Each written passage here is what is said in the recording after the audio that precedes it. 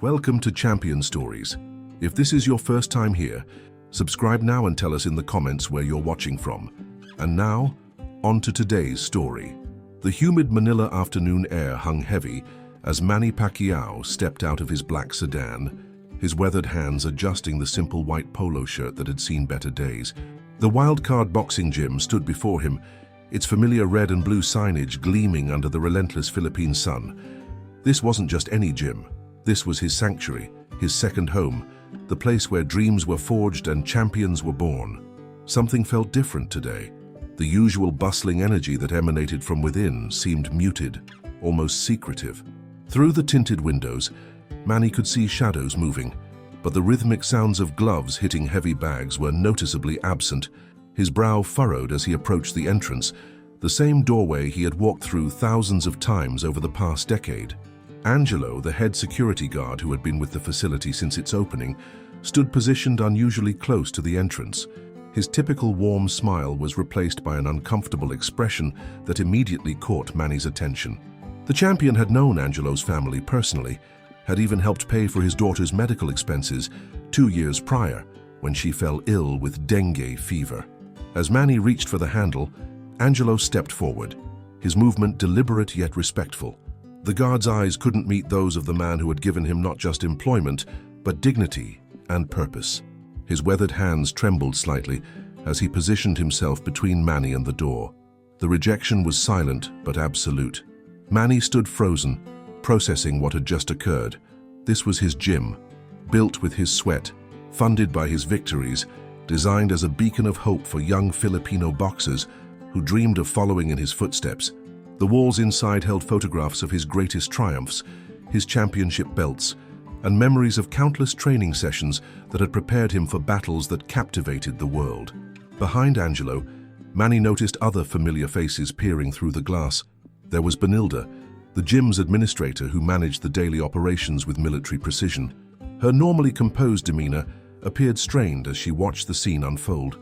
Near the reception desk stood Bayani, the veteran trainer who had worked alongside Manny for years, developing the next generation of Filipino fighters. The champion's mind raced, searching for explanations. Had there been a security threat? Was there some emergency that required the facility to be cleared?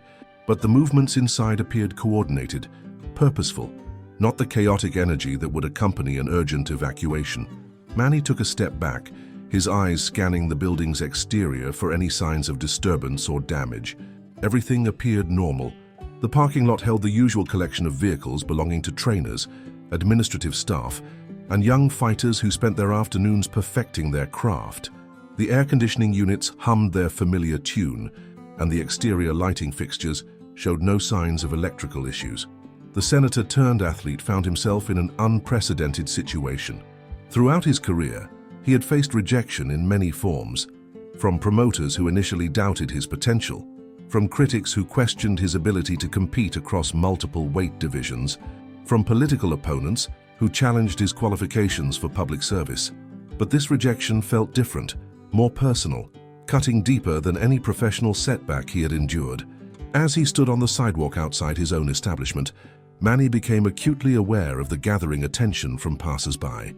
Street vendors began to whisper among themselves, recognizing the familiar figure who usually moved through the area with purpose and confidence. A few young people pulled out their phones, capturing images of the unusual scene unfolding before them. The champion's phone remained silent in his pocket. No calls from his management team, no messages from gym staff explaining the situation. The silence was perhaps more unsettling than any explanation could have been. Manny glanced at his watch, a simple timepiece that Jinky had given him years ago, engraved with a message about perseverance and faith. The afternoon was progressing, and whatever was happening inside his gym showed no signs of resolution. He made a decision that would define the next chapter of this mysterious afternoon. Manny walked slowly along the perimeter of his gym, each step measured and deliberate as he tried to process the incomprehensible situation. The concrete sidewalk beneath his feet felt foreign, as if he were traversing unfamiliar territory rather than the grounds of his own establishment. His calloused hands, shaped by decades of training and competition, clasped behind his back in a gesture that betrayed his internal struggle to maintain composure. The afternoon sun cast long shadows across the building's facade, creating patterns that seemed to mirror the confusion clouding his thoughts. Through the side windows, he caught glimpses of continued activity within. The movement appeared organized, almost ceremonial in its precision. Groups of people moved in coordinated patterns, carrying items he couldn't quite identify from his distant vantage point. Near the rear entrance, Manny noticed several vehicles he didn't recognize parked in the staff section. A modest van with tinted windows sat alongside two sedans that bore the subtle marks of rental companies. The presence of unfamiliar transportation added another layer to the mystery that was unfolding around his sanctuary. As he continued his circuit around the building, the champion encountered Isagani, an elderly man who operated a small sari-sari store across the street. The vendor had been a fixture in the neighborhood long before the gym's construction, selling everything from bottled water to instant noodles to the local community. His weathered face carried the wisdom of someone who had observed the daily rhythms of the area for decades. Isagani's expression revealed recognition mixed with concern as he watched Manny's unusual behavior. The store owner had witnessed the champion's regular arrivals and departures, had seen the stream of young fighters who came seeking guidance and opportunity. Today's scene broke the established pattern that had defined this corner of Manila for years. The champion paused near a small garden area that Jinky had insisted on adding to the gym's landscape design.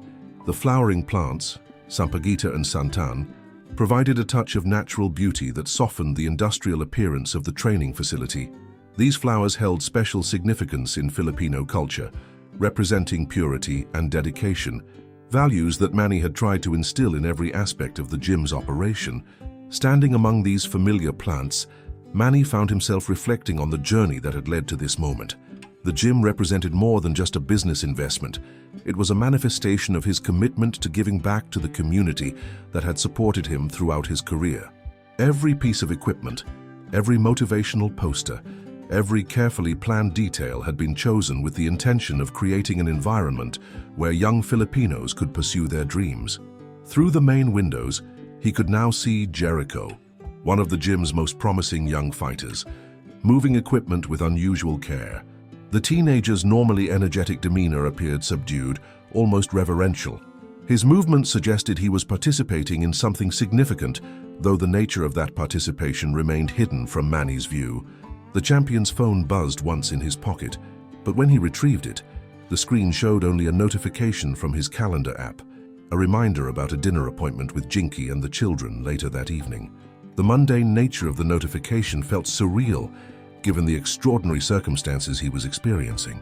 A gentle breeze carried the familiar sounds of Manila street life, jeepneys honking their distinctive horns, vendors calling out their offerings, children playing in nearby courtyards. These sounds, usually comforting in their predictability, now seemed to emphasize how unusual his current situation had become. Manny's training had taught him patience, the ability to endure discomfort and uncertainty until the right moment for action presented itself. He applied those lessons now, choosing to observe rather than force a confrontation that might disrupt whatever was occurring inside his gym. As the minutes passed, he began to notice subtle changes in the activity visible through the windows. The coordinated movements were becoming more focused, converging toward what appeared to be the center of the main training floor. The mysterious gathering was building towards something significant. The champion checked his watch again, noting that nearly 10 minutes had elapsed since his arrival. Whatever was happening inside his gym was approaching a crucial moment. The realization struck Manny with unexpected force as he observed a familiar figure emerging from the rear entrance of his gym. Renato, his longtime nutritionist and wellness coordinator, carried a large arrangement of white and yellow flowers, the same combination that had adorned many of Manny's most significant life celebrations. The careful way Renato handled the floral display suggested this wasn't merely decorative preparation, but something far more meaningful. Manny positioned himself behind a large concrete pillar that supported an overhead walkway, using the structure to maintain his observation while remaining undetected. From this vantage point, he could see more details of the coordinated activity that had transformed his training facility into something entirely different from its usual purpose. Through the main entrance, which remained firmly closed to him, Manny caught glimpses of people he recognized from various chapters of his life. There was Ramon, his former sparring partner from the early days in General Santos City, a man he hadn't seen in over 3 years. Near the reception area stood Emile, a sports journalist who had covered many of his international fights and had become a trusted friend over the decades of their professional relationship. The presence of these individuals from different periods of his career suggested that whatever was occurring inside transcended the usual boundaries of gym operations. This wasn't a routine training session or a standard business meeting. The gathering appeared to represent a convergence of relationships and connections that spanned the entirety of his journey from poverty to international acclaim. Manny's mind began assembling fragments of recent conversations and events, searching for clues that might explain the current situation. 3 days earlier, Jinky had been unusually secretive about her afternoon plans.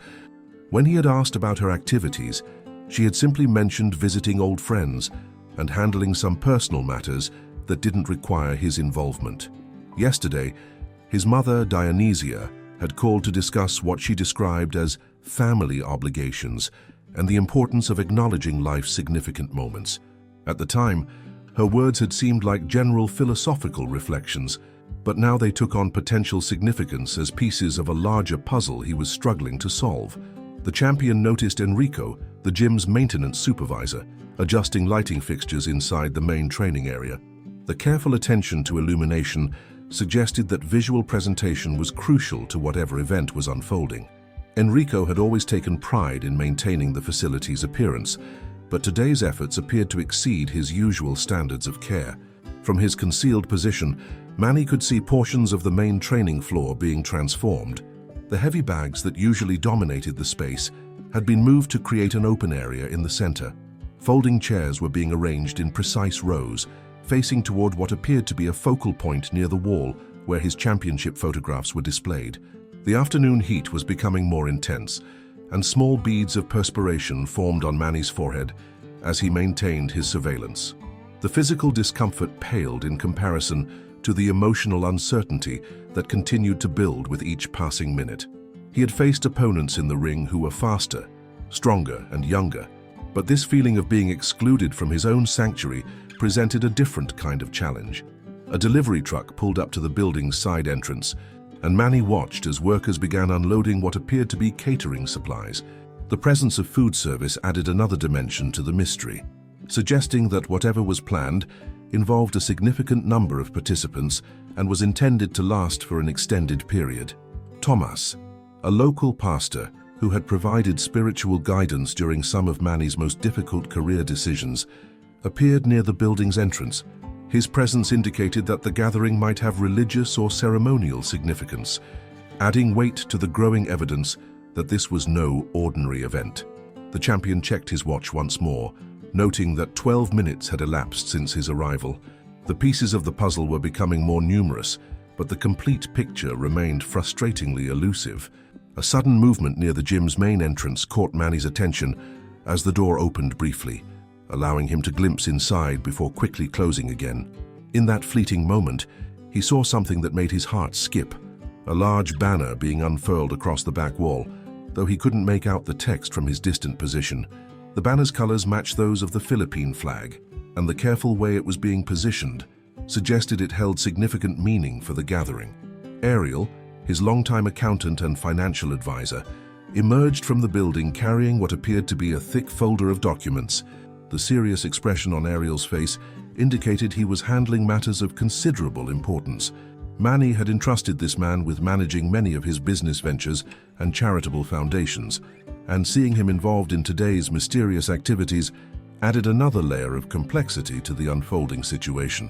The champion's phone vibrated with a text message, but when he checked the screen, he found only a message from his daughter, Princess, asking about dinner plans. The normalcy of family communication felt strange against the backdrop of the extraordinary circumstances surrounding him.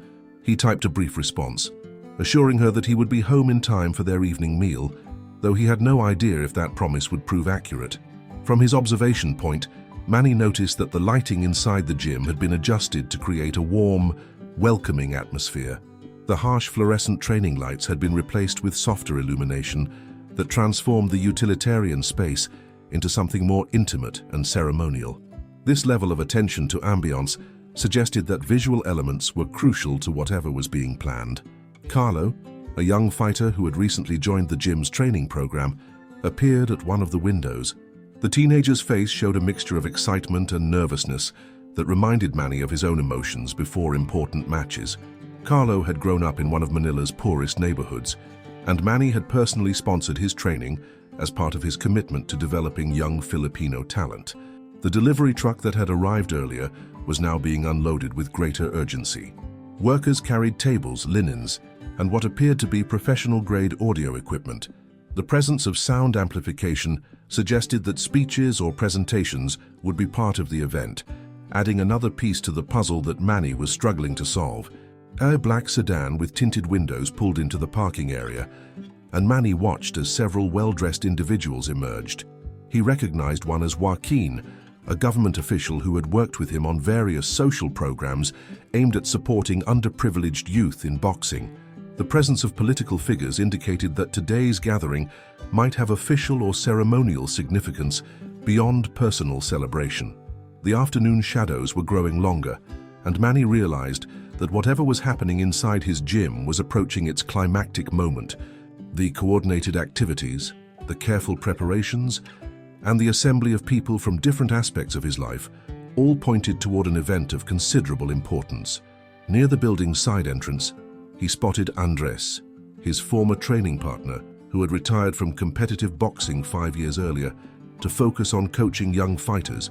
Andres carried a small wooden box that he handled with obvious care, as if it contained something precious or historically significant.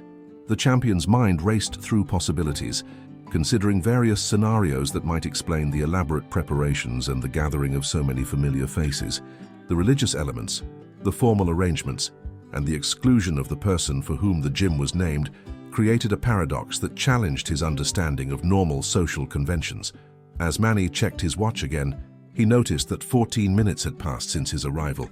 The moment of revelation was approaching, and the weight of anticipation had become almost unbearable. As the 15th minute approached, Manny felt an inexplicable pull to move closer to the main entrance of his gym. Something deep within his intuition told him that the moment of understanding was finally at hand.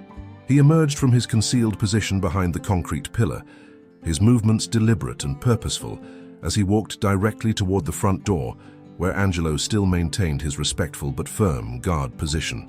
The security guard's expression shifted as he saw Manny approaching. Instead of the uncomfortable tension that had marked their earlier encounter, Angelo's face now showed something that resembled anticipation mixed with barely contained emotion. His weathered hands moved to his pocket, retrieving what appeared to be a small envelope that he had been instructed to deliver at precisely this moment. Manny accepted the envelope with trembling fingers, noting how Angelo's eyes glistened with unshed tears. The paper felt substantial between his hands, and he could sense that whatever message it contained would finally explain the bewildering events of the past quarter hour.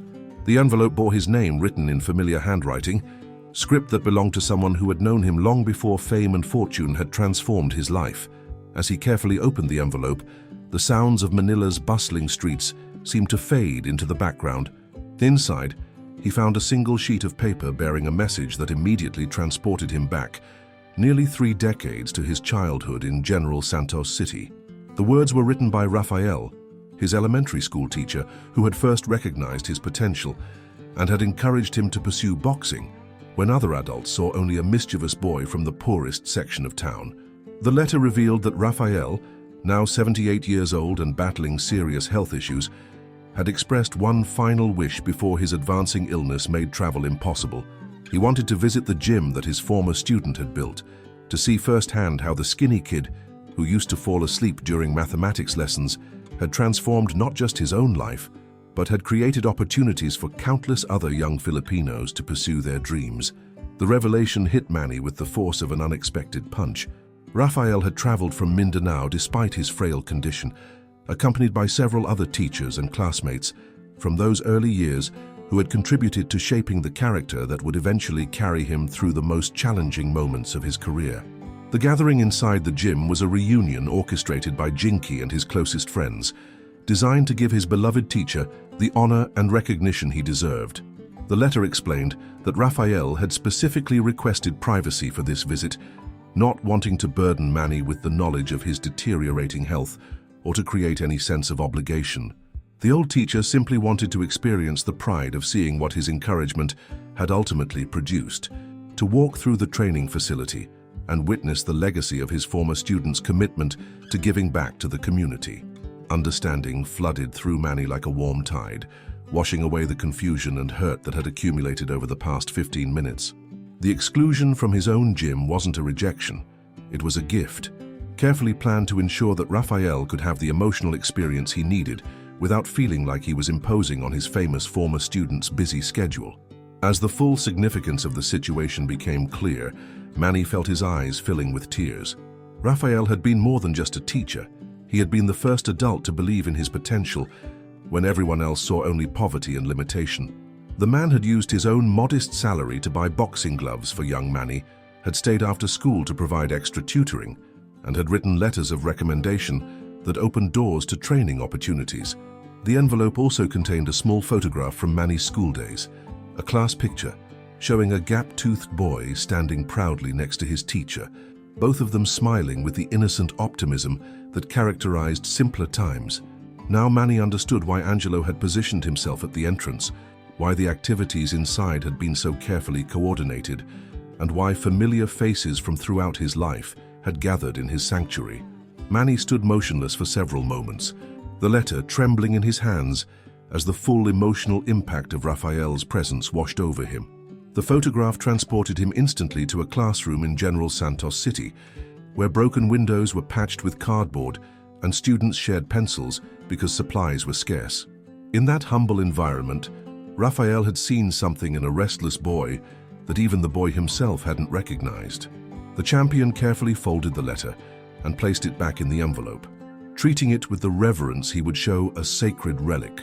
This simple piece of paper represented a bridge between two worlds, the impoverished childhood that had shaped his character and the global platform that had given him the power to create change. Raphael embodied the connection between these seemingly different realities. Angelo stepped aside with a gentle nod, finally granting Manny access to his own facility. As the door opened, he was immediately struck by the transformation that had taken place inside. His training gym had been converted into something resembling a community center or family gathering place, with warm lighting casting gentle shadows across faces he hadn't seen in years. The champion paused at the threshold, overwhelmed by the sight of Raphael seated in a comfortable chair that had been positioned to give him the best view of the gym's interior. The elderly teacher appeared smaller and more fragile than Manny remembered, but his eyes still held the same intelligence and kindness that had inspired a generation of students. Raphael's weathered hands rested on a walking cane, and his breathing seemed labored, yet his expression radiated pure contentment. Surrounding Raphael were approximately 30 people who represented different chapters of Manny's journey. There was Edgardo, his third-grade classmate who now worked as a jeepney driver in Manila. Near the wall stood Miguel, another teacher from his elementary school, who had continued Raphael's work of encouraging disadvantaged children to pursue education and athletics. In the corner, he spotted Roberto, a neighborhood friend who had witnessed his earliest amateur fights in makeshift rings set up in local parks.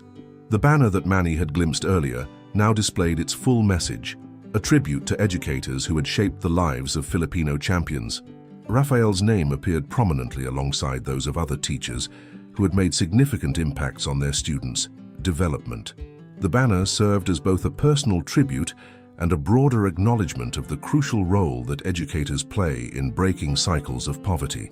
Tables laden with traditional Filipino food created an atmosphere of celebration and community. Dante, a local cook who had catered many of Manny's family gatherings, had prepared dishes that reminded everyone present of shared cultural heritage: adobo, pancit, lumpia, and fresh tropical fruits arranged with artistic care. Manny noticed that his championship belts and trophies had been temporarily relocated to create space for displays honoring Raphael's 40-year teaching career. Student artwork, letters of appreciation from former pupils, and photographs documenting decades of classroom dedication filled the areas usually reserved for boxing memorabilia. The juxtaposition was profound and intentional. Raphael's lifetime of quiet service placed alongside Manny's highly publicized achievements, creating a visual narrative about different forms of heroism and success. Inigo, one of Raphael's former colleagues, approached carrying a scrapbook filled with newspaper clippings that documented Manny's career from his earliest local victories through his most recent international achievements. Raphael had maintained this collection throughout the years, following his former students' progress with the pride of someone who had played a crucial role in launching that journey. The emotional weight of witnessing his teacher's dedication hit Manny with unexpected force. Raphael had never sought recognition or financial benefit from his connection to a famous former student. Instead, he had simply continued his work of educating children, carrying the satisfaction of knowing that his encouragement had contributed to something extraordinary. As Manny stepped fully into the transformed space, he felt the eyes of everyone present, watching his reaction to this carefully orchestrated tribute. Manny moved slowly across the transformed training floor, each step carrying the weight of decades of gratitude and unspoken emotion. The familiar rubber mats beneath his feet felt different now, as if they were leading him not just across physical space, but through time itself, back to the classroom where his dreams had first taken shape under Raphael's patient guidance. As he approached his elderly teacher, Manny could see the toll that age and illness had taken on the man who had once seemed invincible in his authority and wisdom. Raphael's hair had turned completely white, his shoulders had become stooped, and his breathing required visible effort. Yet when their eyes met, the connection transcended physical limitations, creating a moment of recognition that bridged the gap between past and present. The other guests fell silent, sensing the profound significance of this reunion. Noel, Raphael's former teaching colleague, wiped away tears as he witnessed the meeting between educator and student. The emotional weight of the moment affected everyone present, reminding them of their own teachers who had shaped their paths and influenced their destinies. Raphael's face illuminated with a smile that seemed to erase years of physical decline. His eyes, though clouded by cataracts, sparkled with the same enthusiasm that had once encouraged a poor boy to believe in possibilities beyond his circumstances. The teacher's gnarled hands reached toward Manny with trembling movements that spoke of both eagerness and physical limitation. Manny knelt beside Raphael's chair, bringing himself to eye level with the man who had first seen champion potential in a restless child. The gesture of humility was instinctive, reflecting the respect that had been instilled in him during his formative years. In this position, the global boxing icon became once again the student seeking approval and recognition from his beloved teacher. Leonardo, a photographer who had documented many of Manny's career highlights, captured the moment with the sensitivity it deserved. The image would later become one of the most treasured photographs in Manny's personal collection, a visual reminder of the importance of acknowledging those who had contributed to his success. Around them, the assembled guests observed with quiet reverence. Crispin, another of Raphael's former students who had become a successful engineer, understood the significance of this encounter. He had traveled from Cebu specifically to witness this tribute to the teacher who had changed his life as well. The transformation of the gym served as a perfect backdrop for this reunion. Where heavy bags usually hung, banners now celebrated educational achievement. Where fighters typically trained for combat, a community gathered to honor the peaceful warrior who had shaped minds and characters through decades of dedicated service. Armando, the gym's current head trainer, stood respectfully aside, recognizing that this moment belonged to relationships that predated his involvement with Manny's career. The boxing equipment that defined his daily work seemed secondary to the human connections that had made such achievements possible. Raphael's presence in the gym represented more than a simple visit. It embodied the completion of a circle that had begun 30 years earlier in a crowded classroom. The impoverished boy who had once struggled with basic arithmetic had created a space where other disadvantaged children could pursue their dreams, continuing the cycle of encouragement that Raphael had initiated. The emotional intensity of the reunion affected every person present, creating an atmosphere of shared gratitude for the teachers who had shaped their lives and communities. The afternoon that had begun with confusion and rejection concluded with one of the most meaningful experiences of Manny's life. As Raphael was carefully helped from his chair by Victor and Jaime, two of his former colleagues, the elderly teacher's satisfaction was evident in every movement. His mission had been accomplished. He had witnessed firsthand the transformation of his former students' success into a force for community development and youth empowerment. Manny remained kneeling on the gym floor long after Rafael had been assisted to a more comfortable seating area for the meal that followed. The champion found himself overwhelmed by the realization of how many people had contributed to his journey without seeking recognition or reward. Rafael represented not just one teacher, but an entire network of individuals who had invested in his potential when he had nothing to offer in return. The gathering that followed took on the warmth of a family reunion. Ernesto, the gym's nutritionist, ensured that Rafael received foods appropriate for his dietary restrictions, while Elmer, a local musician who had donated his services for the occasion, provided gentle background music that enhanced the celebratory atmosphere without overwhelming conversation. As the evening progressed, Manny observed how Rafael interacted with the young fighters who were part of the gym's current training programs. Despite his physical limitations, the teacher's passion for education remained vibrant. He listened intently to their stories, offered encouragement for their studies, and emphasized the importance of developing their minds alongside their athletic abilities. Ruben, one of these young fighters, later described the encounter as life-changing. Meeting someone who had played such a crucial role in Manny's development helped him understand that success required more than physical training. It demanded the kind of character development that only dedicated educators could provide. The transformation of his gym for this single afternoon taught Manny valuable lessons about priorities and legacy. While his boxing achievements had brought him fame and financial security, the relationships formed during his formative years remained the foundation of his character and values. Rafael's visit reminded him that true success was measured not just by personal accomplishments, but by the positive impact one could have on others. Daniel, a sports journalist who had been documenting the event, captured images that would later appear in publications throughout the Philippines. The photographs showed a global superstar honoring his humble beginnings, demonstrating the importance of maintaining connections to one's roots regardless of how far success might carry someone from their origins. As the evening concluded and Rafael prepared for his journey back to General Santos City, Manny established a scholarship fund in his teacher's name. The program would provide educational support for disadvantaged children in their hometown, ensuring that Rafael's legacy of nurturing young potential would continue for future generations. The gym slowly returned to its normal configuration as guests departed, but the emotional impact of the day would resonate far beyond the physical space. Manny had been reminded that his greatest victory wasn't won in any boxing ring. It was the ongoing opportunity to honor those who had believed in him and to extend that same belief to others who needed encouragement.